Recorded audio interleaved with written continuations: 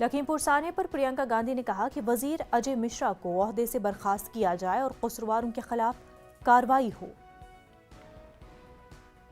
सब परिवारों के साथ मिले कल तीनों परिवारों ने एक ही चीज़ कही, हमें मुआवजा से कोई मतलब नहीं है, हमें न्याय चाहिए, मंत्री को बर्खास्त करना चाहिए और जिसने ये किया है, जो भी अपराधी है, उसको गिरफ्तार करना चाहिए।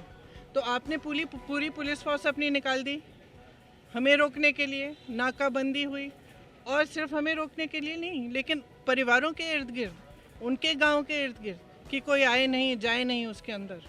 लेकिन आपने अपराधी के लिए कोई पुलिस फोर्स नहीं निकाली। जिस दिन ये हुआ पुलिस फोर्स कहाँ थी, क्या कर रही थी? क्या पुलिस सिर्फ नेताओं को रोकने के लिए है कि अपराधियों को रोकने के लिए?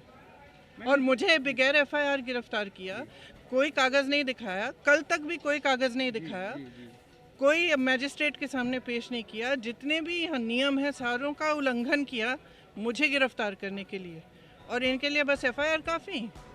और इन्होंने अपनी गाड़ी के नीचे 6 लोगों को कुचला है।